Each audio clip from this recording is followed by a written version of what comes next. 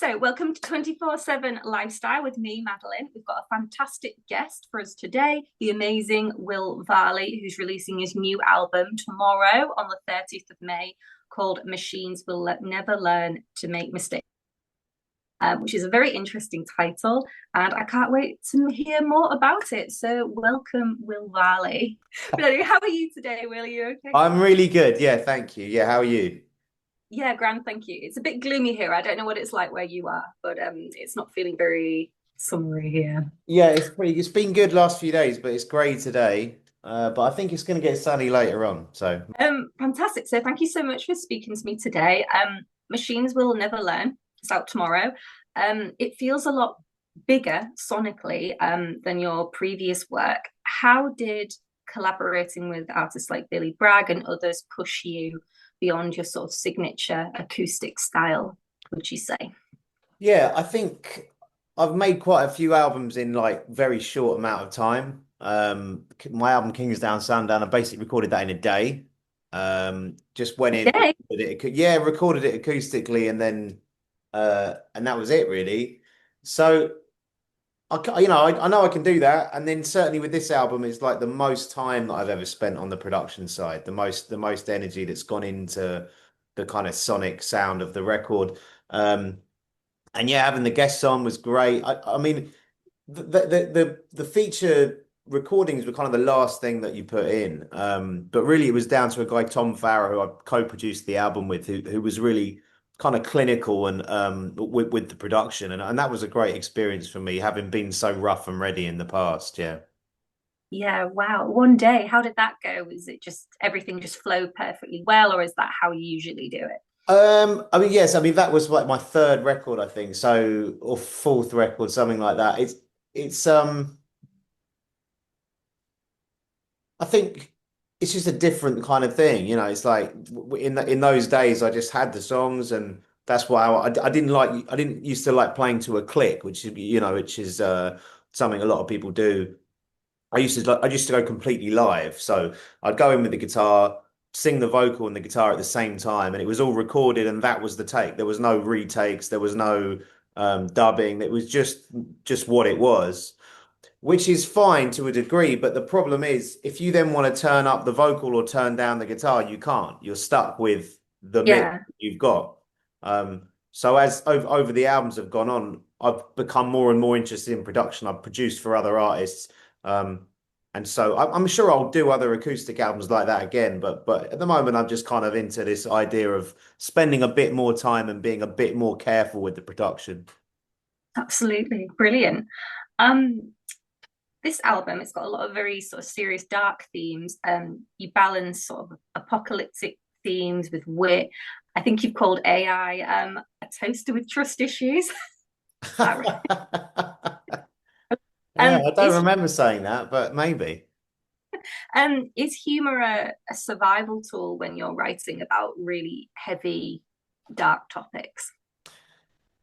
I think yeah, you've got to laugh, haven't you? I mean, I think we're very basic like animals, really. We think we're very complicated and very advanced, but we're not that far away from like snails and you know bacteria, really. In the grand scheme of the universe, I think we're probably quite simple life forms. So we like, laughter and like being silly is kind of like it's like a key part of being human, right? It's like, it doesn't matter who you are. You could be like the overlord, evil emperor of an empire, you're still gonna like laugh if someone tickles you. It's like it's unescapable. Being silliness is kind of, I've got two kids and I see it in my kids, they're just like profoundly silly, and there's no way you could stop that, I mean, you can like make them not be silly. So I don't know. You can't take anything too seriously, really. Otherwise, I think you're kind of getting away from what it is to be human. Yeah, no, absolutely. It's part of our humanity, and we've got to embrace it. Yeah. For sure. Um, so in terms of um style and genre, I know you've resisted the sort of folk label in the past. Is that about artistic freedom or like rejecting expectations? Do you not like to put yourself in like boxes in terms of your music? I mean, yeah, I think that the labels of what you call different types of music over time change anyway. So I can Yeah. call myself one thing, and then 10 years later, it's a different. I mean, people say old country now. If you've got a guitar and you sing songs, people say you're old country, which is like, when I started, you were a folk singer, but people don't want to be folk singers anymore, or whatever. Why I don't know. couldn't cool? I don't know. Yeah, so I don't really mind really what people call it. Ultimately, it's just me and a guitar singing songs, and that's been around for a lot longer than people have been naming genres of music.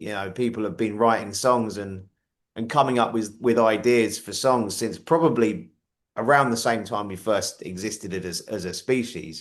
Just singing together, communally singing, is very old. So yeah, I don't care what people call it really. It's just the same as it's just me talking rubbish, basically. Right, okay. Fab. Great. So, in terms of your songwriting process, a lot of your songs they have a strong narrative element to them. They can feel like stories. Do these narratives emerge from sort of research, or is it intuition? Does it sort of come from within, and then you develop it as you go? It totally depends on the song. Uh, there's songs I've written in the past which I have researched, and there's songs where I've kind of tried to get into character a bit as well. Like there's a song Outside Over There, which I based on some books by Maurice Sendak, and there was a bit about a girl called um, Ida who goes out in the woods looking for her lost father. So I went out into the woods in Kent and just stood in the woods and listened for like 20 minutes in the night, like about midnight. Yeah, Uh, it's really scary being on your own in the woods, like. I bet. And so it was like I wanted to write the song from perspective, but I realized I'd never been out in the woods in the middle of the night. So yeah, things like that I do sometimes, but a lot of the time it is just internal. I think Yeah, um really songs are kind of reflections.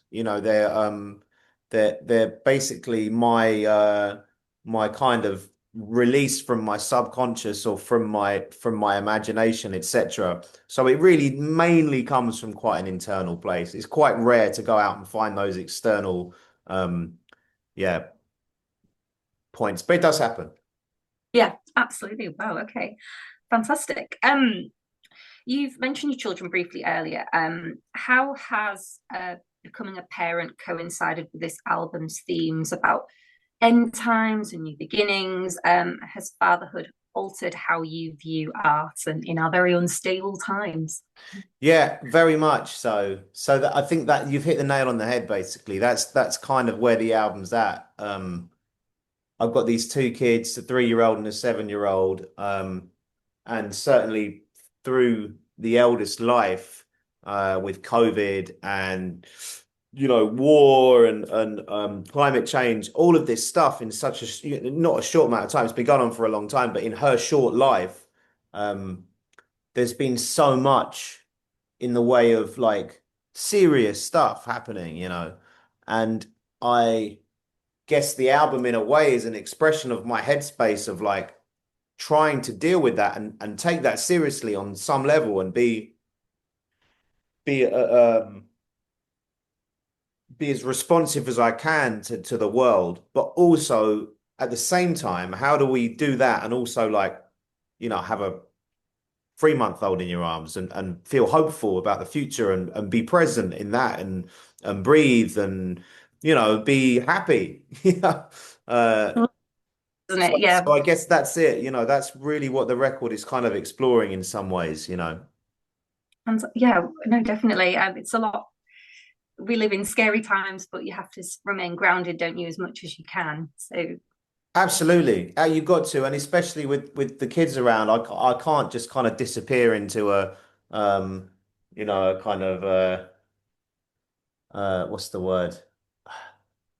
existential kind of haze. You know, I need to be I need to be around watching Bluey and building things out of blocks. You know, and I can't just do it with a vacant stare on my face. You know. Absolutely. I've heard some parents say that apparently Bluey is really watchable and actually really good. Is Yeah, that no, it true? is good. Yeah, it's really good. The problem with it is the father in Bluey is such a great father, that Yeah. makes all the fa other, other fathers, real fathers, feel bad, Oh um, no, because that's he's higher really standard Bluey's dad. yeah, he's just never, and he's never at work either. He just sort of hangs out with the kids and plays. But they live in this beautiful house, so I wonder how they afford this house. But Brilliant. So I think I'm right here. After years of being solo, you're now looking at touring with a full band. How are you feeling about that? How has that changed?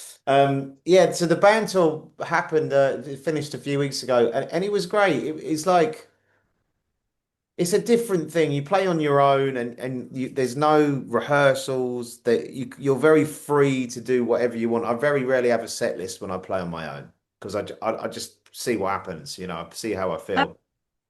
But with a band, you got to know what you're doing. Well, at least they've got to know what they're doing. So you got to rehearse. You got to be quite rigid with what's happening on the set list, um, and there's less kind of like unknown. There's less chaos, but I think it's capable of delivering something um, that has certainly more. If you're playing at a big festival, for example, in front of say, 5,000 people, you're going to struggle on your own with an acoustic guitar to really like get across. But with a band, you can really like elevate that scenario. So I love touring with the band, and I think I'm going to do lots more of it. But I'm also going to do loads of solo touring as well. Amazing, very good. How do you feel like your stage craft, your stage presence has adapted or improved over time? Do you feel that's something that's really Oh, I changed? don't know if it's improved. I'll have to leave that to someone else's judgment. I think I've been doing it for so long. I started playing gigs when I was literally 12, 13 years old at the open mic nights, and I used to have a fake ID and just rock up and play some songs that I'd written. And it it really feels like a very similar thing to what I do now. I don't think that much has changed. I've just got more and more used to it. And during COVID, it was weird because I didn't do it for a couple of years. So when I came back after that, it felt a little bit like when I first started out. Um, but yeah, I don't know if it's changed all that much. It's just since for as long as I can remember, the crowd or the group of people in the room is kind of like a friend of mine. And Yeah, wherever I go, whether it's in Germany or Leicester or New York, it's like seeing an old friend. I go up there and I talk to the crowd as if I'm talking to a friend, as if I'm picking up the conversation almost from where I left off. And I've been yeah. keeping that conversation going since I was 13. So I don't know really what if it's got better or worse. It's probably just as boring as it's always been. But that's interesting that you feel like you've got a sort of relationship with them already, and that helps you kind of pick up where you left off and sort of maintain that relationship with them. That's really interesting. Um, so your new album comes out tomorrow, very exciting. Which track are you most proud of? Wow, that's hard. That's like saying uh well, who's your favorite child? You know what I mean? It's sort of you don't really have favorite. I like them all for different reasons. Yeah. Um, Which do you feel most represents the ethos of the album then? yeah, okay. Well, I think probably Different Man on the album is probably like sums up a kind of the general reckoning of the record, the sense of change and all of that stuff. Yeah. Fantastic.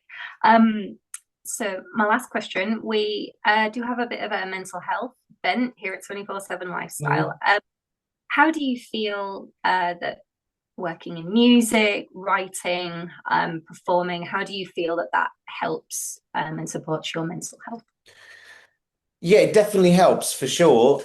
It definitely having an outlet creatively to focus your kind of thoughts and anxieties on something like writing music or writing poetry. Or I wrote a novel in the lockdown. I was struggling with my own kind of head and wrote a book, and that again was a great kind of uh, crutch, for one's mind.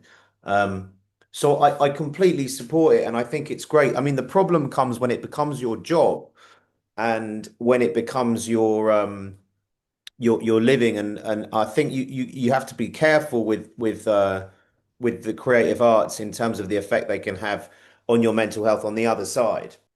Not so much now, but certainly over the years, there's been times when it's difficult. It's not an easy way to make a living, and I think that but I think in general that's gonna be the way with AI and the way the world is going. I think this sense of security and this like long-standing job that one might like I know people of a certain age who got a job when they were 18 and they did it their whole lives, but we're heading into a time when we have to be super adaptable, and I think that's even more so in the arts, the way that things change, and you never feel completely kind of, oh well, this is fine now, because everything changes every few years, the whole way things work changes, and I think that's tricky. It is, yeah. I mean, do you feel frightened about what's coming, about the changes that we're going to see, or do you think it's just part of our evolution and we will just adapt to it? Oh, no, I do feel frightened. Yeah, for sure. Yeah. I think it is frightening. I mean, ultimately, in terms of the creative side, in terms of what I'm saying, the best bit, which is just being yourself, writing songs, performing them, that's fine. You know, the problem is, like you said, the consumption of it, the way that changes, and the way that AI is gonna ha is already affecting that. Um, and the way we're becoming so highly reliant on the algorithm to supply us with our thoughts, and our art. That is terrifying. It's how do we, if all we're doing is consuming art that is a bit like something else, that that's what the algorithm wants. It wants everything to be a bit like something else, right? But if that's how we're consuming art, then how do we move forward? How do we I don't know. At what point does it stop being, well, it's not authentic. I stumbled across on YouTube AI bans, people sort of obviously feeding AI with ideas, and then it yeah, spits out these tracks, and they're like whole bands that are just not real. It's a really, yeah, it feels really disturbing absolutely. at times. Yeah, and the Um, effect that that would have, I mean, I'm lucky because I've been doing it for so long. I'm always going to sit and write songs, and I don't really care too much about whether the AI can do it or not. But if you were just starting out, if I was 15, 14, and you've got these machines that are writing songs in competition with you on an enormous scale, an uncomprehendibly large scale, I might find that almost too overwhelming to even start. Because how are you going to make your voice heard against billions or infinite number of AI machines? well, that's a really interesting point. Yeah, will this put off prospective artists because they think, well, what's the point if a machine might be able to do it as well as I can? So I think that, yeah, I think that's possible. And it's also about, it's not even about whether they think they'll be successful. It's like, it's just when you sit down to write a song, there's a whole load of reasons not to do it. You know, it's not the it's almost like quite a fragile headspace when you're sitting down to write. It's not strong. It's not like sitting down to my wife's an incredible baker, and she'll bake bread, and there's no stopping her, right? She starts to bake a loaf of bread, and by the end of that hour, she's got a loaf of bread. She doesn't sit there and question why she's doing it. She doesn't think, oh, no one's going to like this bread, or no. She just gets on with it. The problem is, yeah, songwriting is very fragile. At least it is for me and a lot of artists. And you can talk yourself out of it for loads of reasons. And I think, knowing that there's this machine that does it as good, if not better than you, is a good reason to talk yourself out of it. We need more reasons to talk people into it. Absolutely. So, Exactly. Exactly. Yeah. wow. Fascinating times that we live in. Will, thank you so much for speaking with me. It's been fantastic. And best of luck with the album's release tomorrow. Hope it goes really well. Thanks so much. Great to talk to you too.